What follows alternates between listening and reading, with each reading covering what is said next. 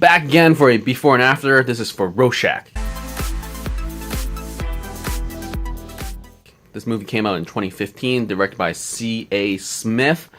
Today it's a home viewing because this movie is actually on YouTube for a limited time, and it's a found footage horror thing, and it has some pretty crazy reviews.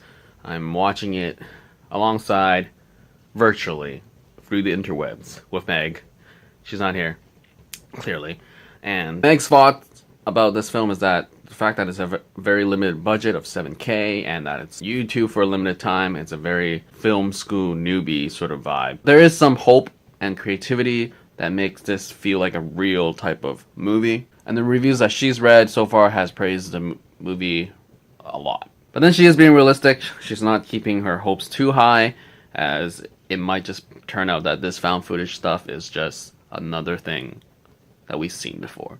So basically for me, it's like I watched the trailer, it is so morbid, and the way that it was shot, the trailer was just great, really. I really love those type of trailers where it doesn't really tell you anything, but visually it's like engaging and you want to watch this thing. So yeah, I'm gonna watch this horror thing at home and through the YouTube and check how it goes. And that was the before, and this is after. So we're done.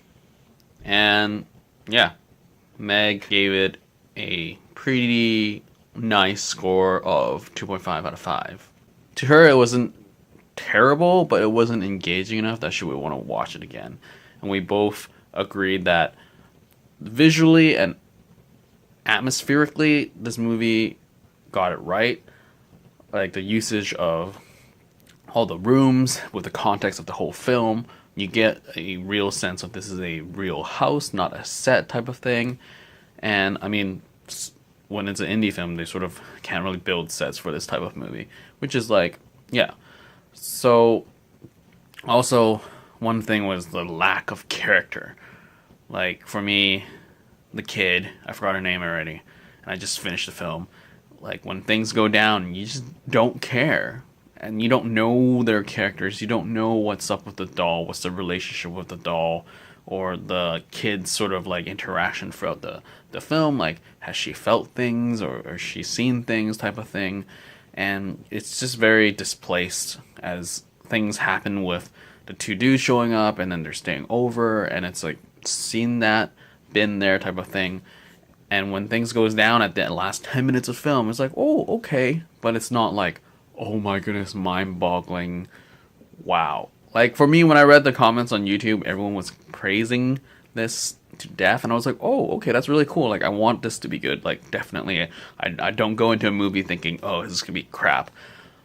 But I think expectations were a lot higher, and yeah, so it's a bummer, but definitely I give it props for how it's filmed, the usage of the shots, and just the morbidness behind all the shots. You keep thinking there's going to be a jump scare, and I love that sort of feeling where it just keeps you on your toes. That's great, but I just felt the story could have been a lot more compelling.